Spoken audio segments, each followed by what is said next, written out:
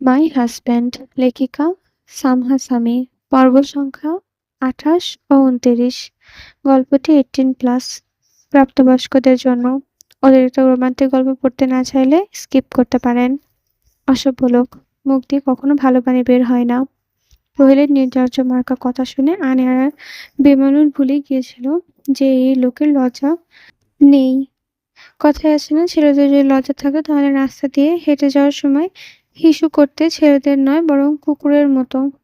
প্রহেলের ভাবলেশীন হয়ে বলে, বিশ্বাস করো ফ্লাওয়ার, শুধু অসভ্য না, তোমাকে দেখতে আমার হবি ওয়াটার চলে আসে। Believe me. আনিয়া কিছু বলে না, যে সে জানে এই মুহূর্তে তার এক কথা আর এর লোকের বেসামাল 10 কথা, তাই বাক্যহীন পড়ে রইল মুখ খুলে। কালো পোশাকে নিজেকে আবদ্ধ করেছে কেউ, হসপিটালের করিডোরে হেঁটে বেড়াচ্ছে। তাকে দেখে চেনার উপায় নেই যে এটা ইয়াং। ইয়াংয়ের গায়ে জড়ানো পোশাকটা ভালোভাবে পেঁচিয়ে নেয়। প্রহেলের কেবিনের বাইরে থাকা গ্লাসে আবছা দেখা যাচ্ছে। ওই তো ছোট মেয়েটাকে বুকে জড়িয়ে নিয়ে শুয়ে আছে।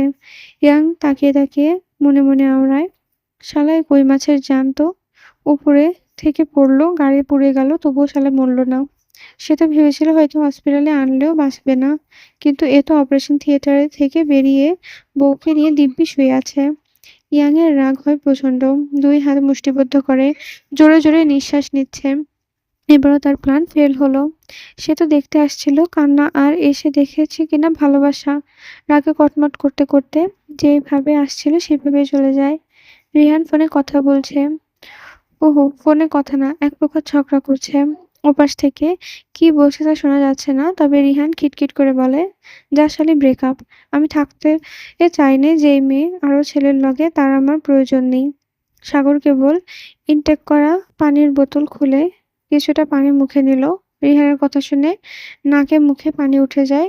হাসি দিয়ে বলে, আরে বাস, ব্রেকআপ নাকি রিহু বেবি? কথাটা শেষ করে যেমনি পানির বোতল চুমুক দিচ্ছিল, তার আগে রিহান তার হাতে রাখা ড্রাবং মার্কার কিল বসিয়ে দিল। বেচারা তাকিয়ে আছে। রিহান দাঁতে দাঁত চেপে বলে, একদম মজা নিবি না মুরগির বাপ, বলে দিলাম। প্রেমে কি বুঝিস তুই? কখনো কারো প্রেমে পড়েছিস?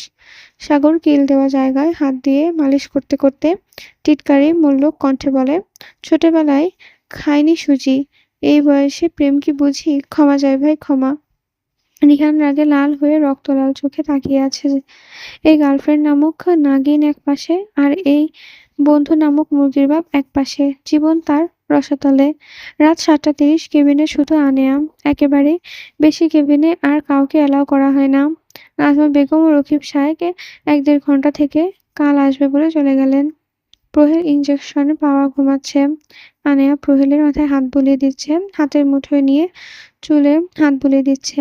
প্রহেলের ঘোরে নড়েচড়ে উঠছে। হয়তো ঘুম হালকা হচ্ছে। এরই মধ্যে একবার ডাক্তার চেক করে গেছেন। ডাক্তার জানিয়েছে ব্যথার কারণে জ্বর আসতে পারে, তবে চিন্তা করার কিছুই নেই। প্রহেল ঘুম ঘুম চোখে জোরে ডেকে উঠল আনেয়ার দিকে হেসে সুরে, ছোট ফ্লাওয়ার। হুম। ঘুমাওনি?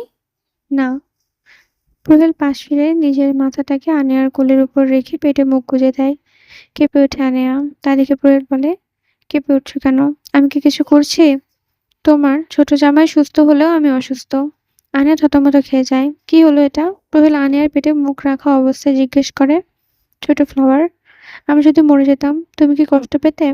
প্রহেলের কথায় আনিয়ার সর্বাঙ্গ ভয়ে কুঁকড়ে ওঠে। কি বলছে এসব লোকটা? ভেজে কণ্ঠে উত্তর দেয়, পাগল আপনি, আপনার কিছু হয়ে যাবে না।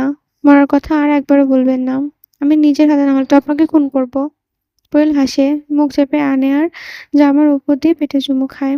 আনেয়া হাত গোড়াতে চুল খামচে ধরে। হঠাৎ কিছু একটা মনে পড়তে জিজ্ঞাসার সুর বলে, আচ্ছা আপনি আমাকে নাম ধরে না ডেকে ছোট ফ্লাওয়ার কেন ডাকেন? প্রহেলের পেটে মুখ গোজা অবস্থায় বলে ওঠে, কারণ তোমার নাম ধরে ডাকতে আমি সেই ফিলটা পাই না যেটা ছোট একটা শব্দে পাই। ছোট ফ্লাওয়ার, এই ফুলের অরিজিনাল নাম হলো বার্ড অফ প্যারিসের, যেটাকে আমি ছোট ফ্লাওয়ার বলি। তোমার উত্তর পেয়েছ? আনিয়া কিছু না বলে এই মুহূর্তে বলতে ইচ্ছে করছে না, তবে আর একটা শব্দ না করলেই নয়, তাই ইনিয়ে বিনিয়ে বলে, আসলে বলছি কি, এই ছোট জামাইটাকে। প্রহেল থেকে কোনো উত্তর আসে না। হাল ছেড়ে চুপচাপ বসে থাকে আনেয়া। সন্ধ্যার নাস্তা নিয়ে কেবিনে প্রবেশ করে রিহান সাগর। ম্যাম আসবো? কারো ডাকে দরজার দিকে তাকায়, মাথা নেড়ে সম্মতি দিতেই ভেতরে ঢুকে দুজন। রিহান ভেতরে ঢোকার সাথে সাথে প্রহেল প্রশ্ন করে, অ্যাক্সিডেন্টের পেছনে কার হাত আছে? পুরো ডিটেল আমার চাই। এমনিতে মেজাজ তুঙ্গে, তার উপর আবার এই শালার ইনফরমেশন। মনে মনে কিছু গাল ছুড়ে দেয়। বালের একটা জীবন, দুঃখ প্রকাশ করেও সময় পায় না। জি বস।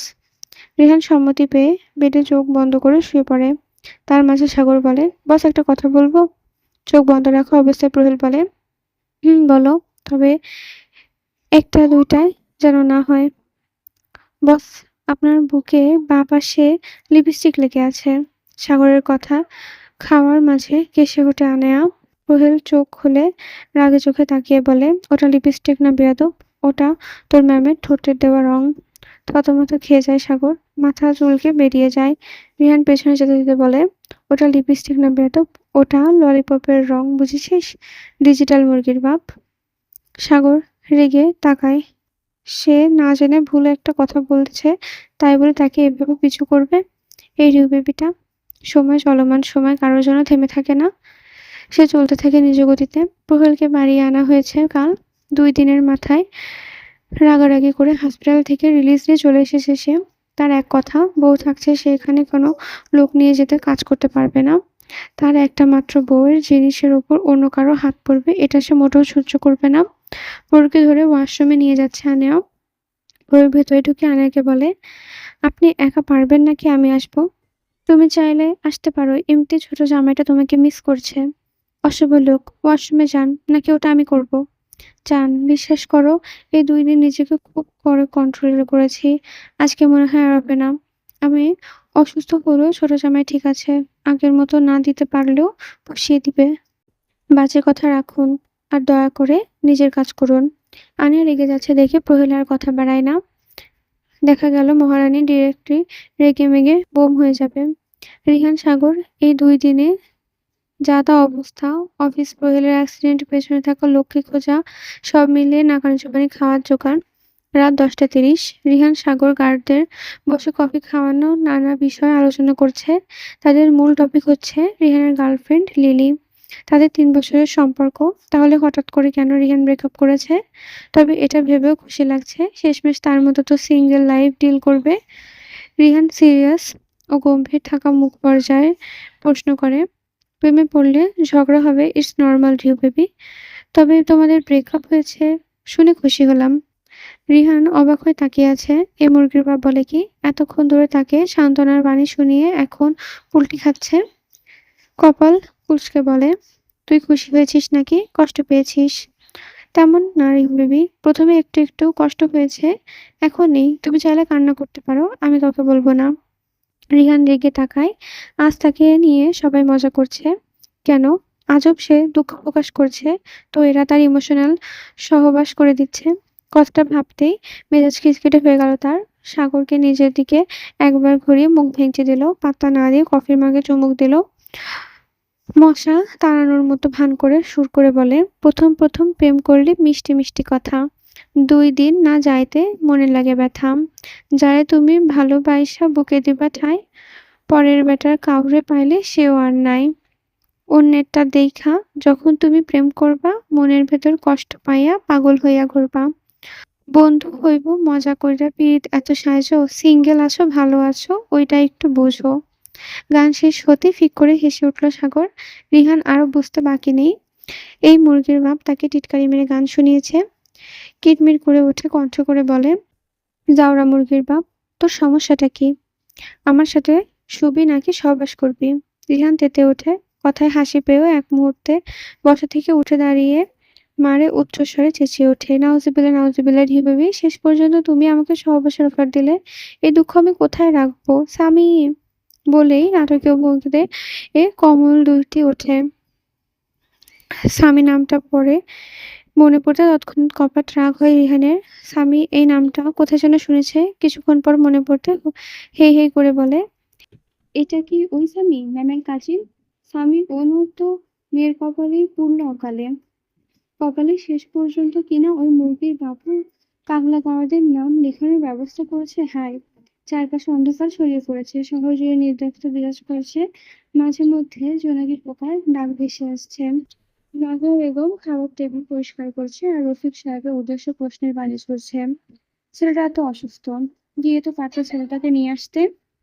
রফিক সাহেব চশমার ফাঁক দিয়ে চোখে চোখ দিলেন, স্ত্রীর দিকে উত্তর দিলেন, ওই হাতছাড়া বেয়াদবের দিকে আমি কেন বাড়িতে নিয়ে আসবো? রফিক সাহেবের কথাটা ঠিক পছন্দ করলেন নাজমুল বেগমের। পাশের বাটিতে রাখা তরকারি চামচটা রেখে বলে, খবরদার আমার সোনাটুকু জামাইকে নিয়ে বাজে কথা বলবে না। সে না আসলে তুমি তো গিয়ে জোর করে নিয়ে আসতে পারতে। কি জানি মেয়েটা একা হাতে কতটুকু করছে। রফিক সাহেব গম্ভীর হলেন। সে কেন সেচে পড়ে ওই ছেলেকে আনতে যাবে? তার কি ইগোনেই নাকি? রাত যত গভীর হচ্ছে তদন্ত যেন শহর জুড়ে নিস্তব্ধতা বয়ে চলেছে। এতক্ষণে পরিচিত আকাশটা হঠাৎ করে গুরু গম্ভীর করে মেঘ ডেকে উঠছে। যে কোনো সময় বৃষ্টি নামবে। বলতে বলতে ঝিরিঝিরি করে ফোঁটা পড়তে শুরু করেছে। আনিয়া নিচ থেকে এসে ওয়াশরুমে চলে যায়। প্রহরীর বিছানায় শুয়ে সে দিকে তাকিয়ে আছে। তার তাকানোর মাঝে আনিয়া খট করে দরজা খুলে বেরিয়ে আসে। টাওয়াল নিয়ে হাত মুখ মুছছে। এক নজর তাকায় প্রহরীকে ভরে লাগা দৃষ্টিতে নিজের দিকে তাকিয়ে থাকতে দেখে ঢোক গেলে হাতে রাখা ভেজা টাওয়ালটা বারান্দায় মেলে দিয়ে রুমে আসে। একটু একটু করে বিছানার দিকে গিয়ে ঠান্ডা হাওয়া আসা শরীরটা ব্ল্যাঙ্কেটের ভেতরে ঢুকে নিজের সাথে জড়িয়ে নেয়। রুবেল সেই এখনো ভোর লাগা বৃষ্টিতে তাকিয়ে আছে, একটু একটু করে আনিয়ার দিকে ঘেঁষে।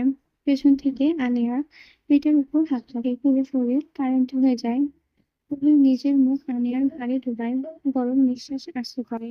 কেঁপে ওঠে আনিয়া, তার বুক ধুকপুক করছে, ক্রমাগত বেড়ে চলেছে। রুবেল হয়তো তার ছোট ভাইয়ের শরীরে অস্বস্তিতে কাঁপানো অনুভব করলো। নিজের সাথে আনিয়াকে আরো চেপে ধরলো। আনিয়া ছটফট করছে। রুবেল অসুস্থ এটা ভুলে গেল না, কিন্তু এই লোকটা তো তাকে ঠিক মতো থাকতে দিচ্ছে না। রুবেল আনিয়াকে মোছামুছি করতে দেখে আনিয়ার নিচে ফেলে নিজের দিকে উঠে বসলো। আনিয়া দেখে লোকটাকে উন্মাদের মতো লাগছে। রুবেল আনিয়ার ঠোঁটের দিকে এগিয়ে জিহ্বা দিয়ে ঠোঁট ভেজালো। চোখে লেগে আছে মাতাল করা ভোর লাগা এক দৃষ্টি। আনিয়া উজ্জ্বলন আঁকড়ে ধরে। ক্রমে থমকে যায় আনিয়া। রুবেলের অবাধ হাতের বুঝলেন। রুবেলের ঠোঁট ছেড়ে গলায় নেমে আসে, ফিসফিস করে স্লো ভয়েসে বলে, আজকের রাতটা আমাকে দিয়ে দে ছোট ফ্লাওয়ার। এই 2 দিনে অনেক আরাম করে ঘুমিয়েছো, আমাকে পড়িয়েছো।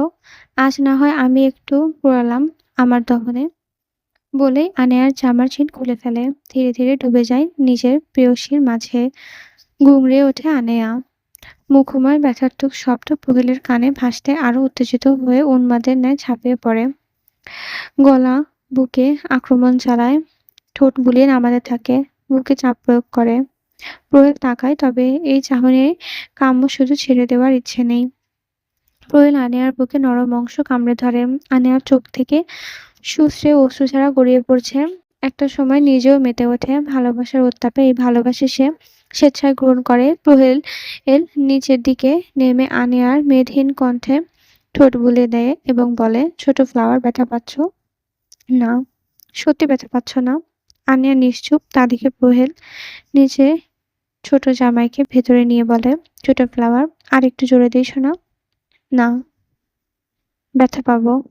প্রহীল মুখে হাসি এনে পেটে চুমু খেতে খেতে বলে, প্লিজ জান, আর একটু গতি বাড়াই, ফিল পাবে ভালো। আনিয়া কিছু বলে না। যে যায় এই লোক ব্যথা ছাড়া কিছু দিতে পারে না। আনিয়া চোখ বন্ধ করে আসে। তা দেখে প্রহীল আবার বলে, জান, তোমার ছোট জামাই জিজ্ঞেস করছে তুমি কি মজা পাচ্ছ? আনিয়া তৎক্ষণাৎ চোখ খিচে বন্ধ করে ঠোঁট কামড়ে ধরে উত্তর দেয়, হুম, ছোট জামাই।